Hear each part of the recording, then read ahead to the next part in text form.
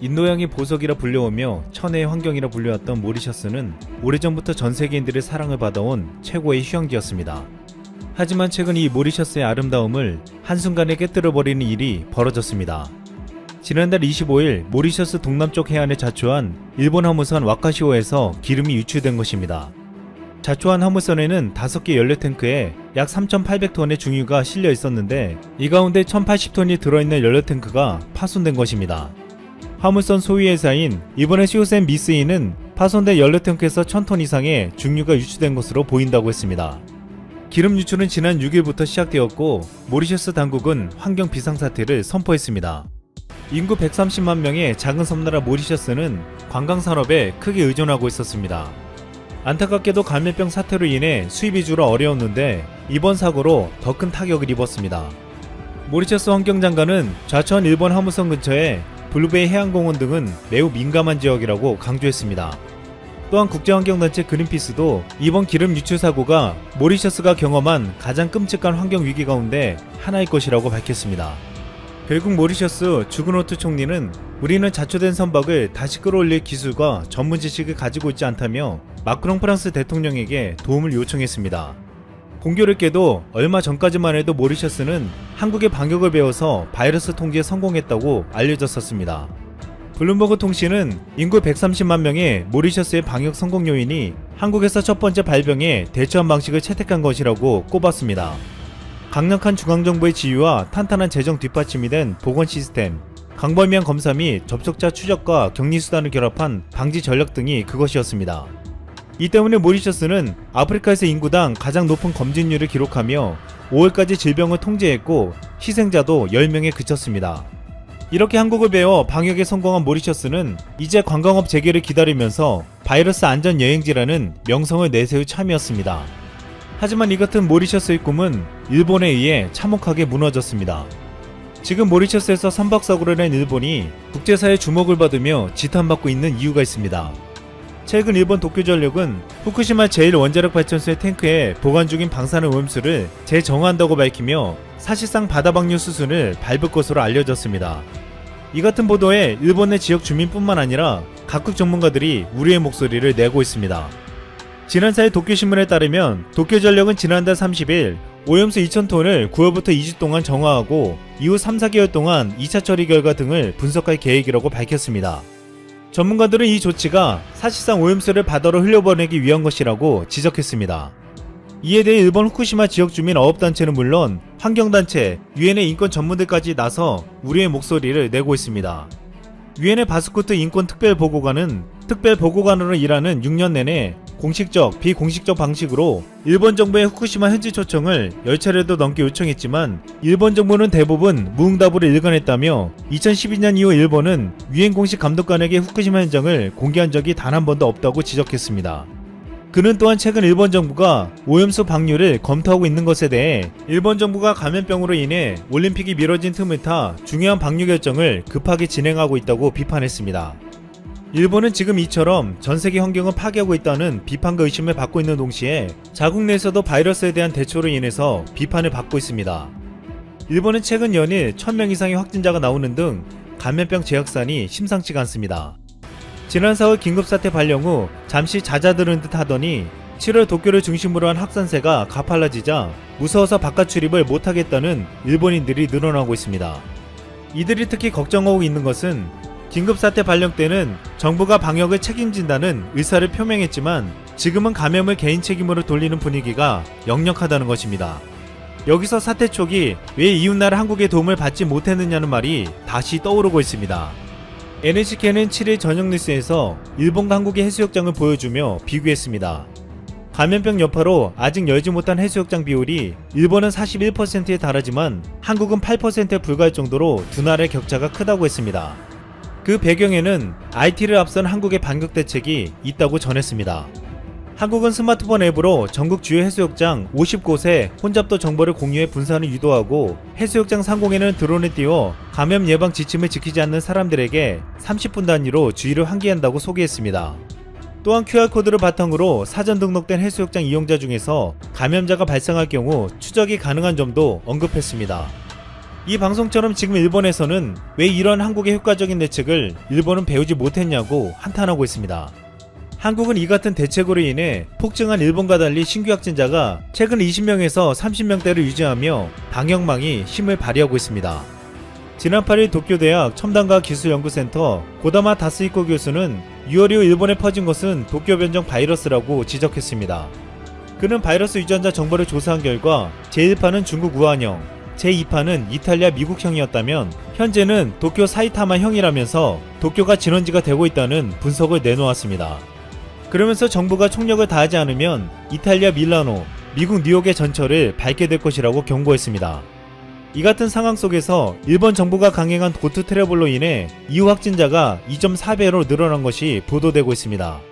결국 최근 5만 명에까지 확진자가 육박했지만 일본 아베 총리는 아직도 감염을 컨트롤하겠다며 긴급사태를 선포하지 않겠다고 했습니다. 아베는 다시 긴급사태를 선포해 일본 경제에 타격을 주는 일만큼은 피하겠다고 했지만 일본 국민들은 경제보다는 건강을 더 중요시하게 생각하고 있습니다. 최근 일본 여론조사에서 국민 84%는 바이러스 등의 경제보다 건강을 우선해야 한다고 답했습니다. 결국 일본 아베 정권은 경제와 건강을 모두 잡으려다 둘 다 모두 잃어버리는 결과를 얻게 되었습니다. 그런데 이런 상황이 되자 일본에서 또다시 놀라운 일들이 벌어지고 있습니다. 한국에서 징용 판결로 인해 일본 기업의 자산 매각이 시작되자 일본이 다시 보복하겠다고 했는데 이번엔 한국보다 일본에서 우리의 목소리가 커지고 있는 것입니다. 서일본신문은 지난 3일 일본이 추가로 보복 조치를 단행하면 수출 규제 강화를 계기로 확산됐던 일본 제품 불매운동이 재현될 수 있다고 전망했습니다.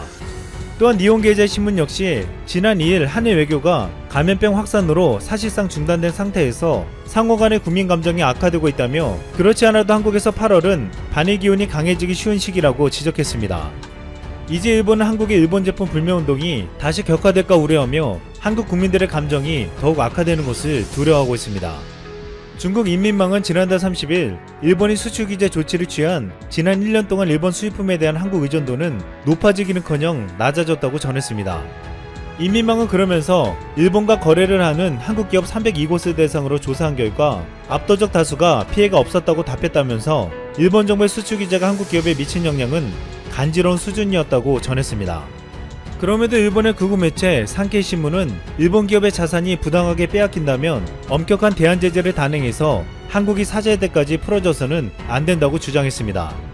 하지만 진보 성향의 마이니치 신문은 같은 날 사설을 통해 일본 정부는 자국민 재산을 보호해야 하기 때문에 대응 조치를 하지 않을 수 없을 것이라면서 한국도 이를 알고 있었을 것이라고 전했습니다. 일본 우익들은 아직도 겉으로는 큰 소리를 치고 있으나 객관적인 사실은 일본은 한국에 수출 규제를 해서 오히려 피해를 입었고 감염병 사태에서도 제대로 대처하지 못해 경제와 건강을 모두 잃고 있다는 것입니다. 이것은 감염병 위기에서 안정적인 방역과 놀라운 경제회복의 모습을 보여주는 한국과 극단적으로 대비되고 있습니다. 여기서 지금 일본에서 새롭게 일어나고 있는 현상이 있습니다. 최근 일본에서 한국의 매운맛이 인기를 끌고 있다는 것입니다. 지난 9일 일본 교토신문은 최근 일본 내 식음료 소비는 아주 매운맛과 강탄산으로 요약되고 있다고 했습니다. 일본의 스케모노는 보통 고추를 넣지 않지만 최근 고추를 넣어 만든 아주 매운 스케모노가 인기를 끌고 있다는 것입니다. 이 같은 현상은 일본의 스트레스 사회 때문이라는 분석이 나오고 있습니다. 아베 정권이 지금 보여주는 행태에 일본인들은 심각한 스트레스를 받고 있고 이를 음식으로 풀고 있다는 것입니다. 이 때문에 매운맛을 지닌 한국 라면이 올 들어 일본 시장을 강타하고 있는 것도 같은 맥락으로 보이고 있습니다. 감염병 사태 초기 일본에서 사재기 현상이 벌어졌을 때 한국의 매운맛 라면만 진열대에 놓여져 있었습니다. 그때만 해도 일본인들의 스트레스는 지금과 같지 않았습니다.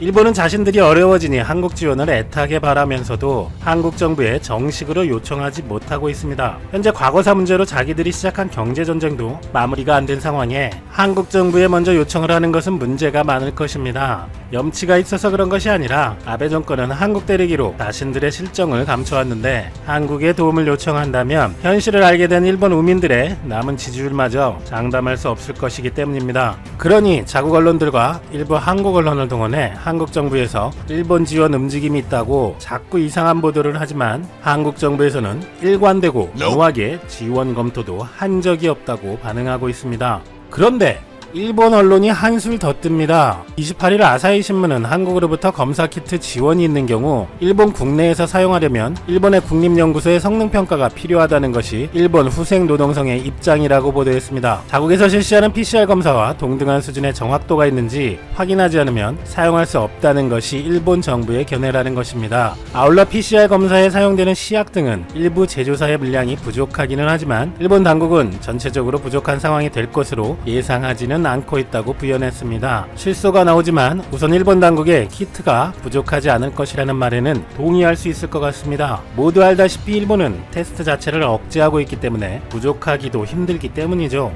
일본 정부는 하루 2만 건의 테스트 능력을 목표로 한다 해놓고 실제는 최대 8천 건이었고 이마저도 최근에는 줄어들고 있습니다. 왜냐하면 5월 초까지의 국가 비상사태를 종료하려면 판정자 수가 감소해야 되는데 일본에서는 이 수치가 감소하려면 테스트를 안 해야 되기 때문이죠. 이런 현상에 대해 일본의 문춘 온라인은 지금이야말로 국민 모두에게 테스트를 해야 하는데 왜 테스트 수치를 줄이고 있냐는 보도를 했고 시사주간지 현대비즈니스는 아베 정권의 PCR 검사에 장애물이 높아 후생성 관료마저 분노한다는 기사를 내었습니다. 일본 정부를 대변하는 대표적인 우익 주간지들조차 아베 정권의 수치 억제에 반발하고 있는 것입니다. 그리고 한국 키트를 지원하더라도 일본 수준의 정확성을 가졌는지 일본 국립연구소의 성능평가가 필요하다는 입장에 대해서 한국 측에서는 그야말로 그냥 일축해버렸습니다.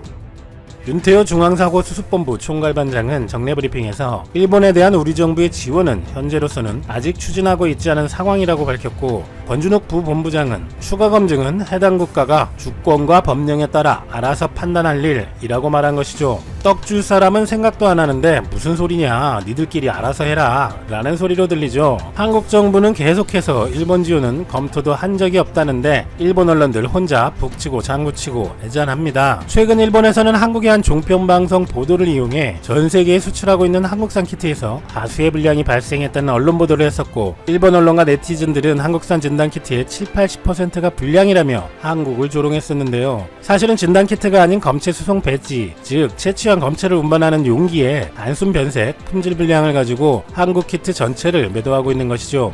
자, 그렇다면 이렇게 한국 키트를 조롱하는 그 잘난 일본의 키트 현실을 살펴봐야 하는데 비교해보려면 한국 키트의 현황에 대해 알아야 하니 간략히 살펴보겠습니다. 대략 숫자의 단위 정도만 보면 될 것 같은데 일본과는 단위 차이가 몇 자리씩 차이가 나니 비교는 쉬울 것입니다. 한국은 먼저 사태 초기 1월 20일 판정자가 단 4명일 때 개발을 의뢰하고 1월 30일 진단키트를 개발하려 하는 업체가 나왔고 2월 4일 식약처 승인을 받은 업체가 나왔습니다. 그리고 4월 24일 기준 수출령 허가를 받은 국산 키트는 총 53개입니다. 한국에서 긴급 사용 승인을 받은 업체는 5개이고 시젠, SD 바이오센서, 오상 헬스케어는 미국 FDA에서도 승인을 획득했고 미국 연방조달업체로 등재돼 공급하고 있습니다. 수출액은 4월 1일부터 20일까지 1억 3,195만 달러, 1월부터 집계한 국가별 누적 수출은 브라질 1,924만 달러, 미국 1,559만 달러, 이탈리아 1,488만 달러, 이하 폴란드, 인도, 러시아, 스페인 등 106개국에 달하고 있고